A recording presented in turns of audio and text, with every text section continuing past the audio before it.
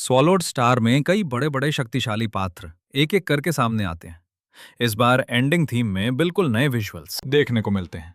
ज्यादा बात नहीं, आइए सीधे एंडिंग सीन का विश्लेषण करते हैं। पहले प्रीव्यू सीन में बाईं ओर दिखाई देने वाला पात्र है ब्लड क्लाउड हॉल मास्टर, जो ज़ुओशान का एक अवतार है और जिसकी ताकत कियोस सिटी लॉर्ड के बराबर है। दाईं ओर का चिन्ह साफ तौर पर लुओ फैंग को दर्शाता है। इसके तुरंत बाद दोनों का रोहा शुरू होता है, आधा ब्लड क्लाउड आधा लुओ फैंग। इसका अर्थ है कि लुओ फैंग ने ब्लड क्लाउड हॉल मास्टर की पहचान को विरासत में लिया है। जहां तक विस्तृत विश्लेषण की बात है, दलांग ने इसे पिछले एपिसोड में समझाया है, आप खुद जाकर देख सकते हैं। इसके बाद एक खतरनाक मुस्कान दिखाई देती है। सच कहें तो आधिकारिक टीम की क्रिएटिविटी काफी डरावनी है, इतनी सच्ची कि डरावनी लगे। कोई हैरानी नहीं कि लुओ फैंग को आधिकारिक तौर पर तानाशाह कहा जाता है। यहाँ लुओ फैंग को विभिन्न जातियों का संहार करते हुए दिखाया गया है। वो ओरिजिनल स्टार के भीतर कई बार इस तरह का नरसंहार करते हुए चुका है। यहाँ गोल्डन हॉर्न बीस्ट और लुओ फैंग के दृश्य एक साथ चमकते हैं, जो उस बीस्ट की रक्त पिपासु प्रकृति को दर्शाते हैं। असल में लुओ फैंग स्वभाव से हत्यारा नहीं है, लेकिन गोल्डन हॉर्न बीस्ट ऐसा नहीं है। उसकी प्रकृति क्रूरता के लिए जानी जाती है और रक्त पिपासा उसका मूल स्वभाव है।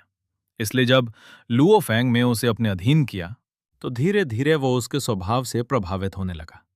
ये बात एनिमे और नॉवेल दोनों में बताई गई है। जो विशाल संरचना शून्य में खड़ी दिखाई देती है, वो संभवतः ब्लड क्लाउड हॉल है, जो ब्लड क्लाउड हॉल मास्टर का सर्वोच्च खजाना है।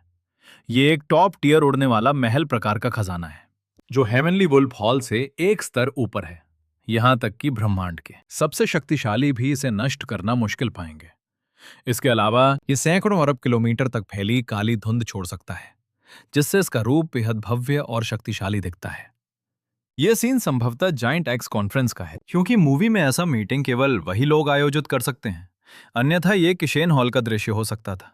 लेकिन यह स्पष्ट रूप से वैसा नहीं है। इसके बाद लुओ फैंग एक ब्रह्मांड स्वामी से लड़ाई करता हुआ दिखाई देता है। ये काला महासागर दरअसल टोंगलिंग लॉर्ड का प्रतिनिधित्व करता है, जो दानव जाति का एक बड़ा नेता है। यह काला समुद्र उसकी तकनीक फ्लोटिंग माउंटेन सी है, जो एक टॉप टियर क्षेत्रीय खजाना है। टोंगलिंग लॉर्ड बेहद कठिन प्रतिद्वंदी है, यहां तक कि लॉन्गशिंग लॉर्ड की मदद के बावजूद उसे केवल रोका ही जा सकता है। इस संकट के सामने लुओ फैंग सीधे 9 रोरिंग रिवर, कैलेमिटी आर्मर आदि का उपयोग करता है और अपने कई ट्रम्प कार्ड से बंधन तोड़ देता है। उसी क्षण उसकी हरकतें सबको चौंका देती हैं, क्योंकि अगर वो टोंगलिंग लॉर्ड के हमलों से बच सकता है तो या तो वो खुद ब्रह्मांड स्वामी बन चुका है, या उसके पास बेहद शक्तिशाली खजाने हैं। अगला दृश्य संभवतः वो है जब void true demon god Luo Fang की हत्या करने की कोशिश करता है, लेकिन अंततः उसे डुअल फेस्ड एंसेस्ट्रल गॉड द्वारा बचा लिया जाता है।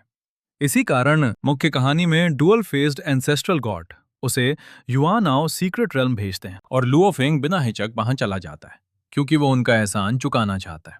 इसके बाद कुछ ट्रांजिशन सीन आते हैं। ब्लड क्लाउड हॉल मास्टर के कई युद्ध रिकॉर्ड हैं, लेकिन अधिकतर को संक्षेप में बताया गया है। इस पहचान को पाने के बाद लुओ फैंग भी ज्यादा लड़ाइयां नहीं करता।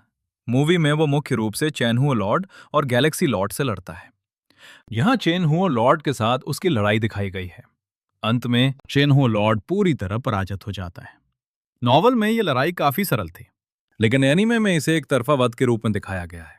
इसका विजुअल इफेक्ट बेहद शानदार है। अगले दृश्य में गोल्डन हॉर्न बीस्ट फैनो फोर्ट्रेस मास्टर से लड़ता है। ये उसकी एक स्नो वाइन क्लोन है।